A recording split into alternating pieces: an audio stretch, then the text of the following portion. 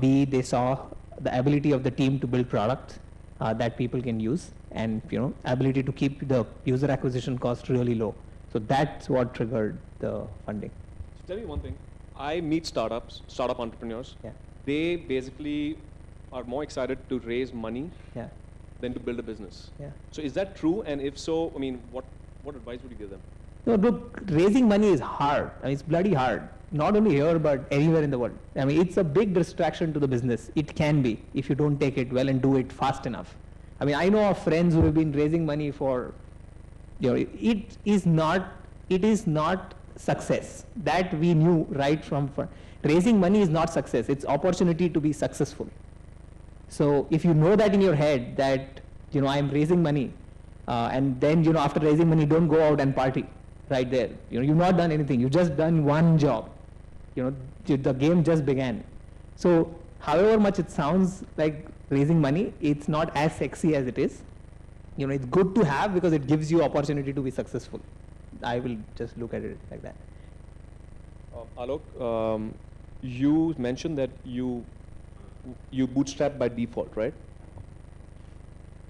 Because you had to kind of convince the VCs to put in money, and they were not willing to and stuff like that. So what did you learn from that? I think I learned something similar to what Mohit just said, that your conviction in your idea or your business or your product is a hell lot more important than everything else, including raising money.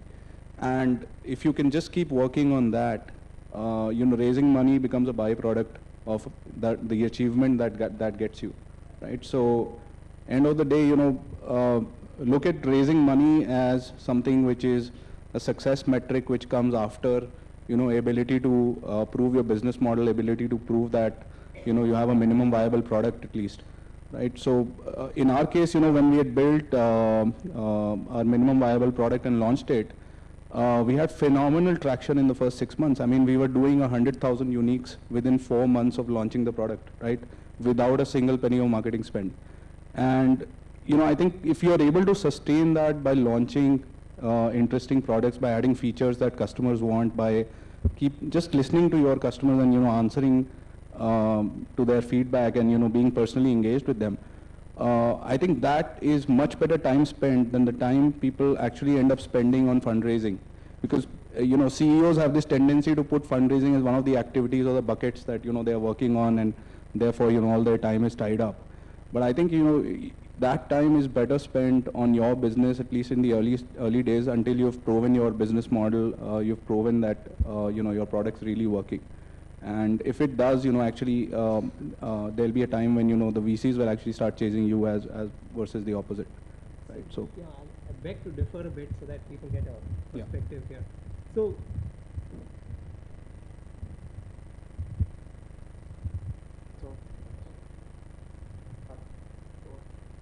the fundraising money is important. There's no doubt about that. I mean, it has to be on the CEO's radar somewhere, right? Either to scale the business or get help in getting more talent. Because in India, people don't come for equity. I mean, if I was in the Silicon Valley, I had some chance of getting people, who will share the passion. Here, people need money, and of course, there are people who can take reasonable money. So you got to have money apart from building the business. So as a CEO, you will have to keep that on your radar. And money, people will give you only when you perform. So the pressure of getting money will get you perform.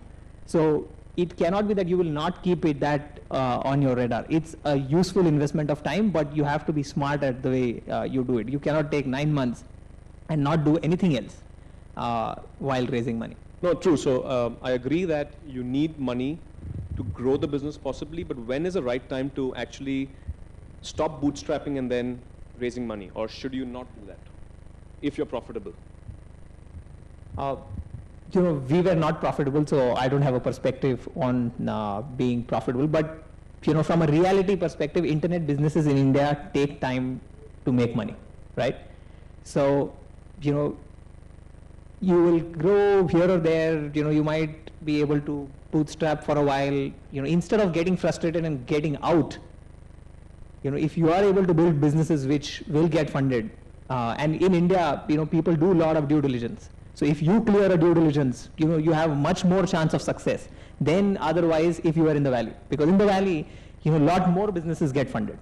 So, chances of success is lower. But in India, if you clear that filter without getting distracted from what you are doing in the business, I think that's a good idea. Okay.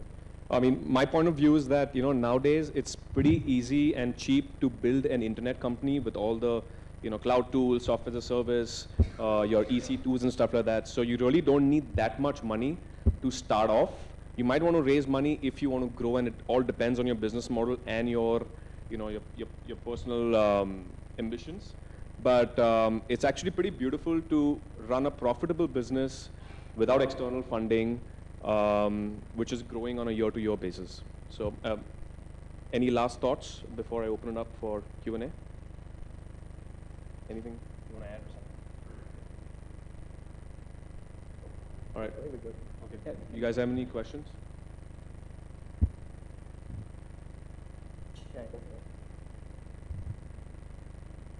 You want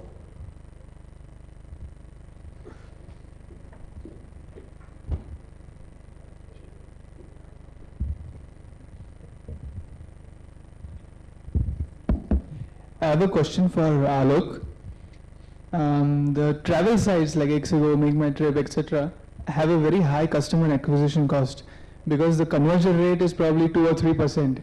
So how did you manage to do that? Do you have a secret sauce or a USP that you made the people buy from your site? So my secret sauce is that between September 2008 and December 2010, my customer acquisition cost was 0. I was spending nothing on marketing. And the only way to do that is to build tremendous customer loyalty. So we had a repeat rate which was way off the charts. I mean, when we actually now when we compare, because Make My Trip is an investor, if we compare our customer acquisition cost or even repeat user rates with theirs, it's very, very different, right? So it's a function of how you actually built the business and what kind of users did you go after. Right, so in our case, we were actually going after what is now called the early evangelists, the people who are actually early adopters and evangelists. So, if you get that set on board, they are a very loyal set, and you actually don't need the whole market to be profitable. If you have that set on board and they keep coming back with a repeat user rate of 40%, 45%, you're done. So in our case, that's what we actually relied on to keep our customer acquisition cost low.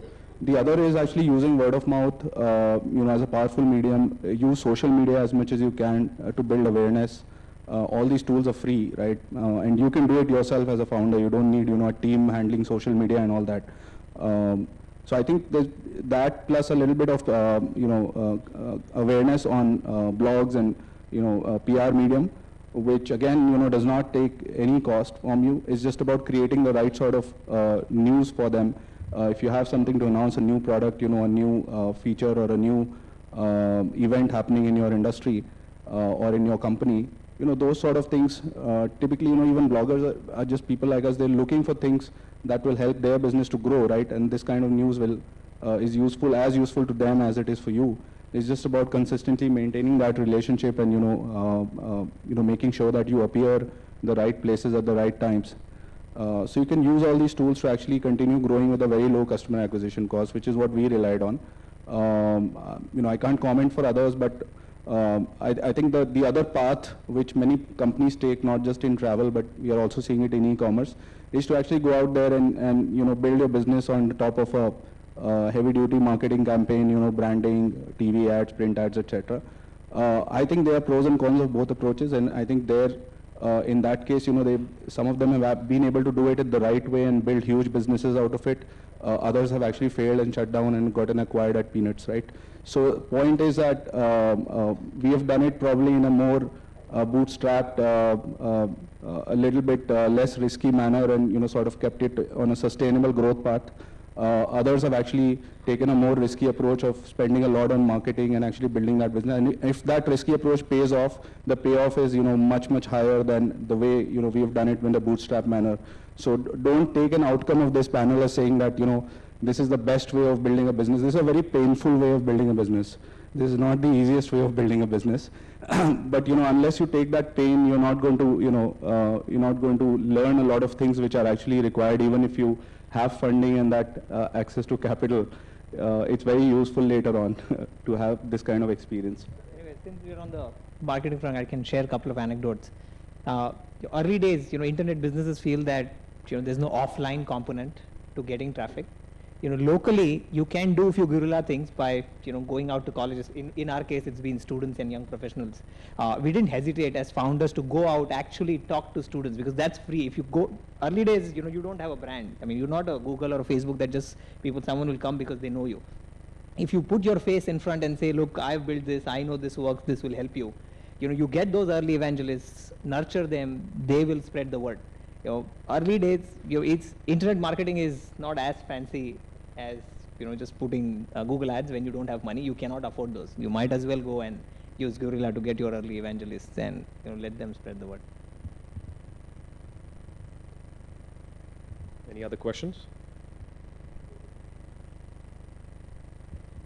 Hi. So,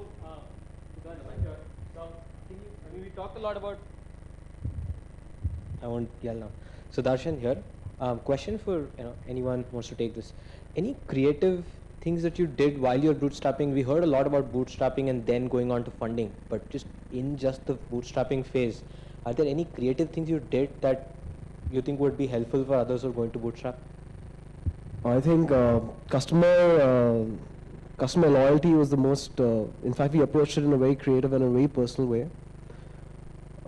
In fact, even before coming here this morning, there's a very unhappy customer who wrote a very long email, and I met her for coffee in the morning. She came down from Bangalore, and she wants to work with us now. She's so excited about HitPlay and the whole the way we approach the problem. So, the way you treat your customers is something that always pays off at any point of time.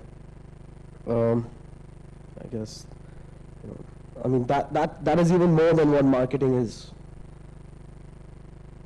Anything else?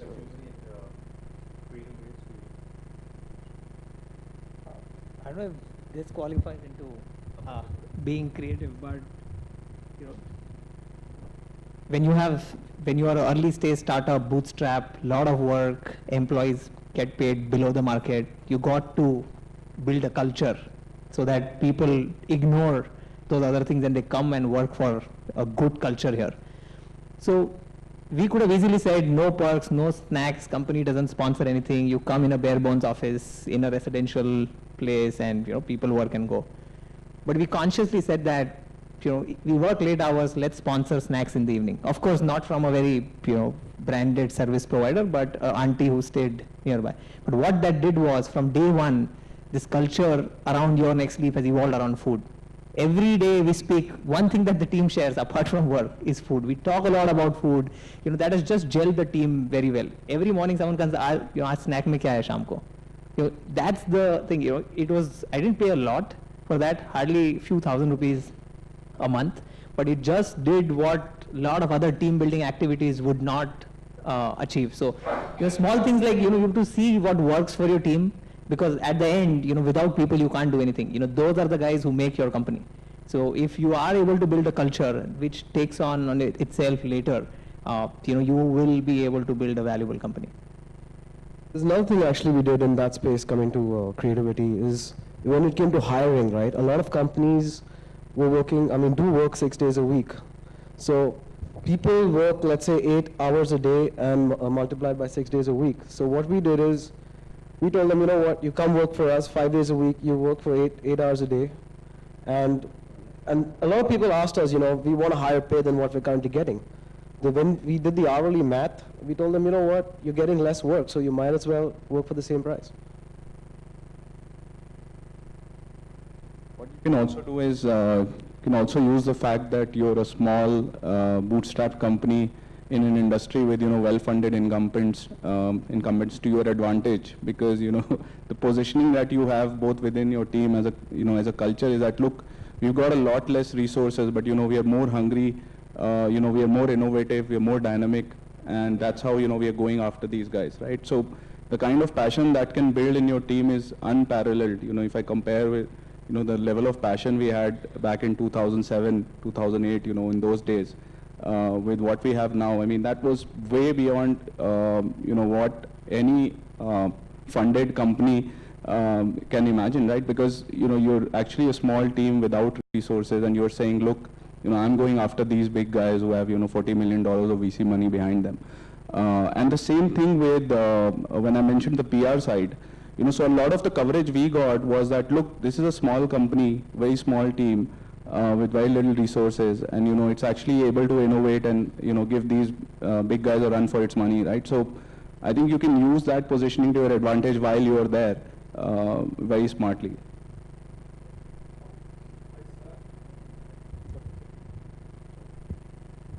Cool. I think we're done. Huh?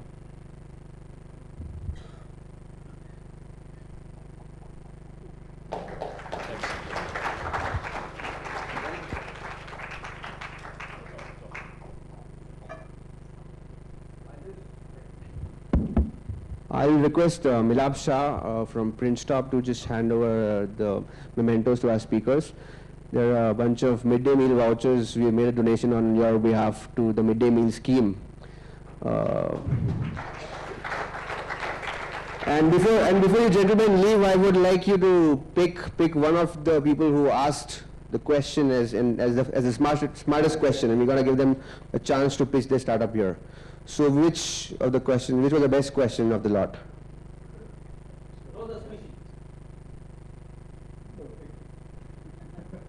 So do you have a startup? Yeah. Come over. You got a chance to pitch. All right. Thank you, gentlemen.